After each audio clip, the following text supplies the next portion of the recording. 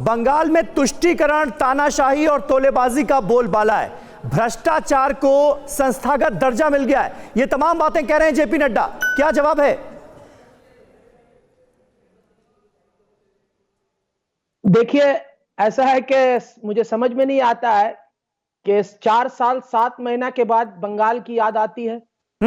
बंगाल 4 साल 7 महीना पहले ये लोग कहां पे सोए हुए थे, किस गुफा में घुसे हुए थे, ये तो समझने की जरूरत है। बंगाल की जनता समझ रही है और बार बार चिल्ला के कह रहे नड्डा जी कि ये मोदी जी का पैसा है। अरे कहीं मोदी जी अपने घर से लाई नहीं है। चाय बेचने वाले के पास कितना पैसा हो सकता है? वो पैसा मोदी जी का नहीं है। इनको कहना, इनको समझने की जरूरत है। वो ये कह रहे थे क्या कि ये पैसा मोदी जी का है? उन्होंने 2 योजनाओं का जिक्र किया, खालिद अब्दुल्ला साहब। 2 योजनाओं का उन्होंने जिक्र किया, एक तो आयुष्मान भारत योजना और दूसरी किसान सम्मान निधि योजना। इन योजनाओं का लाभ आपने बंगाल के लोगों को मिलने क्यों नहीं दिया, ये सवाल उठाया उन्होंने। मोदी जी ने भेजा है पैसा, ये नहीं दे रही। मैं उनसे कह रहा हूं कि बंगाल की जो कर वसूली होती है, टैक्सेशन जो जाता है, वो पैसा बंगाल का नहीं है, बंगाल की जनताओं का नहीं है, ममता बनर्जी का नहीं है। मैं उनसे पूछना चाहूंगा कि वो पैसा यहां से करोड़ों हजारों करोड़ रुपया लेके चले जाते हैं, रेवेन्यू टैक्स का पैसा। नहीं, मुद्दे पर बात कीजिए ना। जो सवाल पूछा गया अब्दुल्ला साहब, उसका जवाब दीजिए ना। इन 2 योजनाओं को क्यों नहीं लागू होने दिया बंगाल में? देखिए, बंगाल में किसान बहुत खुश हैं और ये खुश इसलिए हैं कि पता चल रहा है आज पूरे हिंदुस्तान में किसान की हालत को देखकर, छोड़कर। अच्छा, मतलब इतने खुश हैं कि अगर 6,000 रुपए सालाना उन्हें मिल जाता केंद्र सरकार की योजना पर अमल करते हुए, तो दिक्कत हो जाती है उनको। जफर इस्लाम साहब, ममता बनर्जी इन लोगों को हमेशा। जफर इस्लाम साहब कुछ ऐड करना चाह रहे हैं, सुनिए।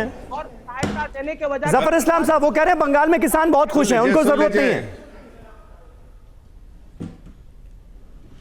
अब मैं जरा बताता हूं, इन्होंने जिस तरह से प्रधानमंत्री के बारे में कहा, चाय बेचने वाले के पास पैसा कहाँ है, तो ये मैं बताना चाहता हूं कि आपके इस तरह के जो कमेंट्स हैं, इसी वजह से, और आपकी इस तरह की जो भाषा है, मर्यादा है, उससे जो है আহিत है वहां की जनता वेस्ट बंगाल की।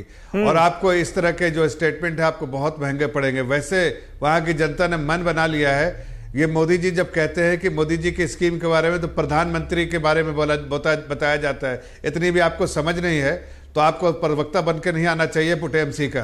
दूसरी बात मैं बताना चाहता हूं कि जब वेलफेयर स्कीम होता है उसका हर जन को पहुंचना जरूरी है। आपकी ममता बनर्जी जो है आड़े आती है, वहां की सरकार आड़े आ रही है।